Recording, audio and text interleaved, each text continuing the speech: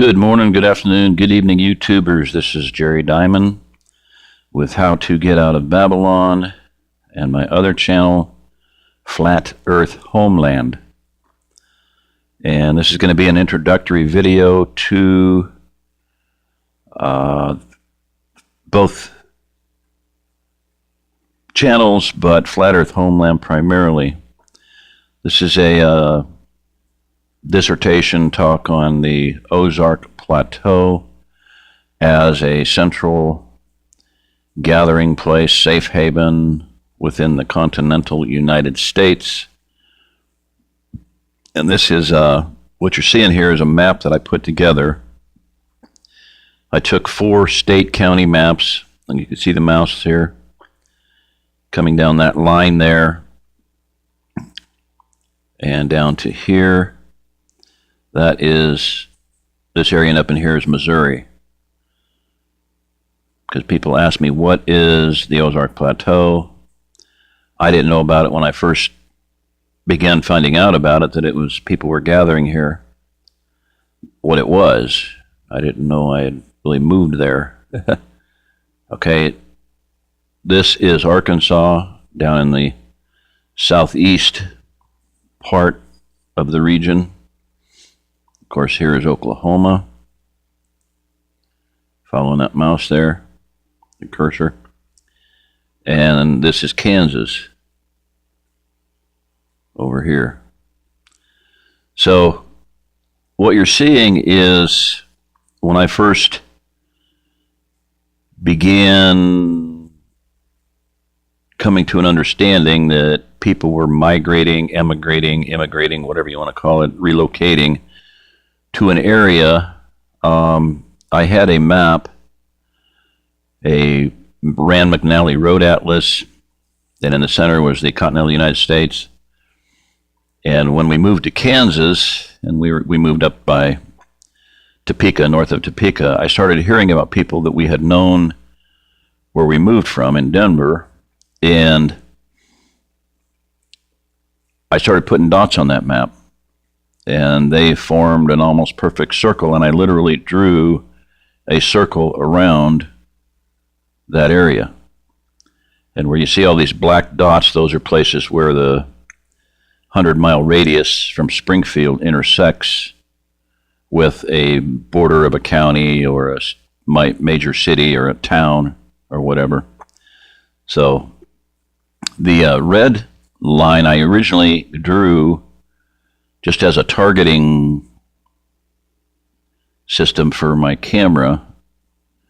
I took it with the Droid Razor Max, and I'll dig this map out. I still do have it, and I'll get better shots of it. It's showing up a lot better on my phone right now than it does what I'm seeing in front of me on my tablet. This print is clearer, so it's not a bad, if it comes across that good, that's wonderful. So that was one of my first indications of a literal area. Now, that circular area, oddly enough, is about the red circle. Is basically, if you look on Google Earth, you'll see a almost circular area that is kind of the river valleys of the rivers that flow around it and out of it.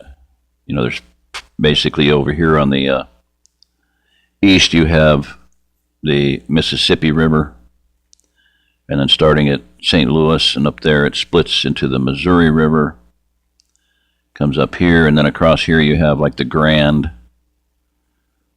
and then down here, if you find Tulsa on a map, you have coming down through here the Arkansas River Valley. So the Arkansas comes up off of the Mississippi. I ask people often, what is the farthest inland seaport of the continental United States? And nobody ever knows the answer, but it's the farthest inland, not the biggest. Now, okay, let me rephrase that. At present, what is the farthest inland seaport of the United States? And that would be the port of Catoosa over toward Tulsa. Okay. And you have Basically, those rivers are natural borders. They create, as I call it, about 1,000-mile-long moat around this region. Now, this region is part of what is termed look up on Wikipedia, U.S. Interior Highlands. Okay. Down south of the Arkansas River Valley is the Ouachita Mountains. Ouachita. Ouachita. It's how it's pronounced Ouachita. It looks like Ouachita, but Ouachita Mountains. And that forms a little like a crescent down there, a smaller crescent. And it's very similar in terrain and whatnot to the main OzArk Plateau. And it's actually OzArk Plateaus. There's the Springfield Plateau, the Boston Mountains, the St. Francis Mountains. But you can read all that on Wikipedia. Now, what you're seeing, the line in there, diamond-shaped line, is actually the perimeter of the actual OzArk Plateau. And you can look up OzArk Plateau, and it'll show you that. And it looks like a diamond-shaped, a rhombus pattern from this point up here at the top down to this corner down here in Arkansas, and from this point to this point, it forms like an almost perfect equilateral triangle. 60 degrees, 60 degrees, 60 degrees, and another one this way, with this edge kind of rounded off by the rivers and the terrain and whatnot. But I have done this on Google Earth. I have what's called a quick angle. It's for construction. And I put that on the map. I've got screenshots of that somewhere, but I put it on the map on Google Earth over my computer screen. And this angle here measures exactly 120 degrees. This angle down here measures 120 degrees. Okay. And that may seem insignificant, but if you draw, it's just weird, bizarre, but 120 degrees to me means safety and refuge. It's 1/3 of a pi, 333 in decimals. What's outside of 333, 666? May sound silly or a little bit far-fetched, but if you draw a line from this corner through this corner and go north to the Canadian border, there's a place there called Turtle Mountain, or the Turtle Mountains, as some people call it. That, another story for another time, but I'll just say this. There's a book called Noah's Ark, Discovering the Science Behind Man's Oldest Mystery, and he posits that is an artificially constructed plateau, 50 miles wide. It's shaped in the exact 1/3 of a pi, rounded edge, two angles, or one angle, 120 degrees, 333. So that doesn't mean anything. I don't know what the significance is, but it's an interesting point. The author pointed that out to me because I asked him, I said, do you know that, have you noticed that the OzArk Plateau is two 120-degree angles, two arcs, 333 arcs facing each other? And he goes, yes, I did. And have you noticed that if you draw a line from here to here, it points to Turtle Mountain? And I went, no, I never did see that. He said, hey, you gave me your phone number. Give me your phone. You have my phone number. I found it on Google.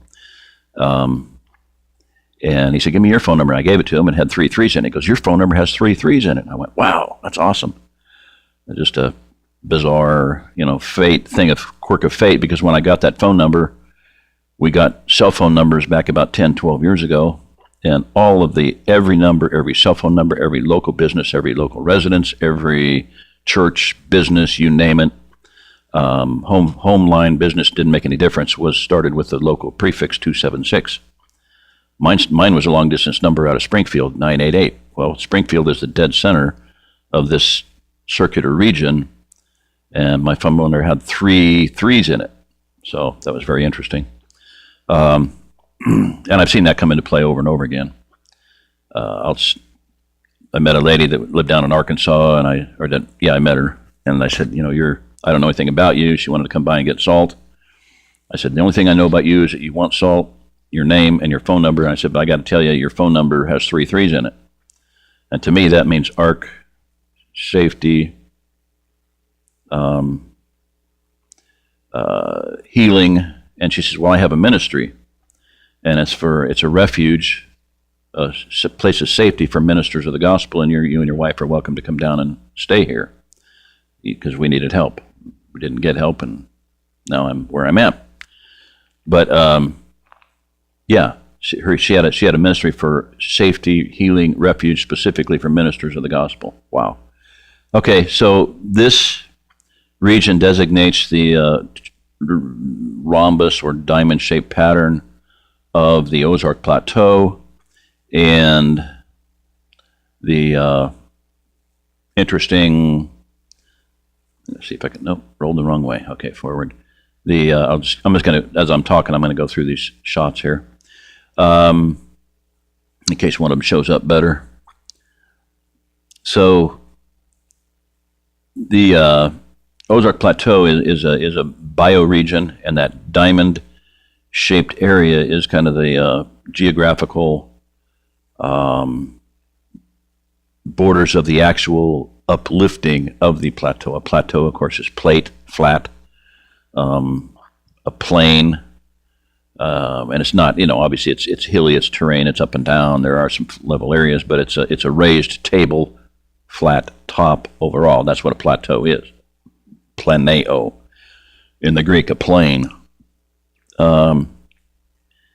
So the thing about it is that it's not only geographically bordered, protected, whatever, by rivers, but it is also undershot or undergirded by, if you look up a map of the aquifers, and we'll be looking at those, so I'm not going to talk great detail, a map of the aquifers under the OzArk Plateau, they match that diamond-shaped area almost exactly.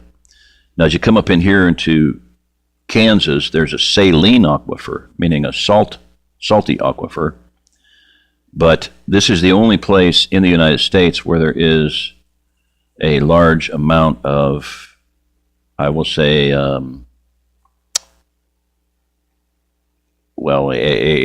limitless, almost limitless supply of water. There is no other place.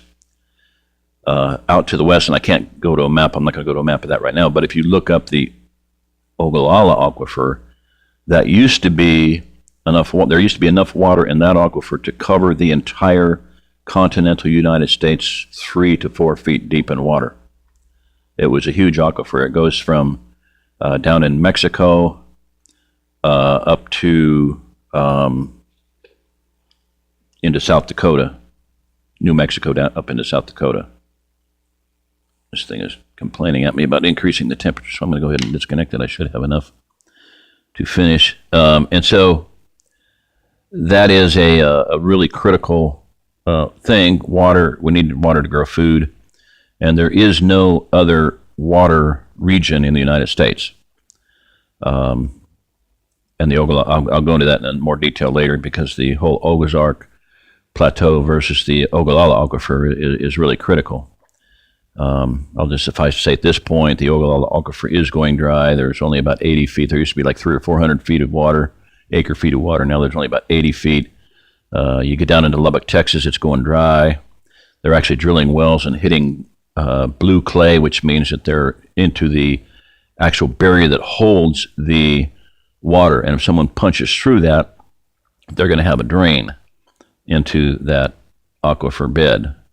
And the aquifer will begin draining at a faster rate than it already is. It's being consumed by agriculture, cities, and all that, and it's going dry. So we have a major problem coming up in the food production system of the United States, and they're realizing that.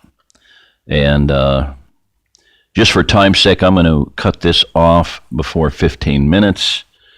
My new channel, I don't know if it's fixed yet or not, so I might as well just not have to mess with editing and cutting the video in two, although I did learn how to do that.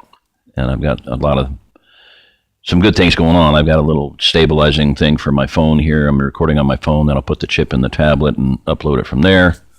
So this is Jerry Diamond with How to Get Out of Babylon. If you're listening to this, you are the remnant.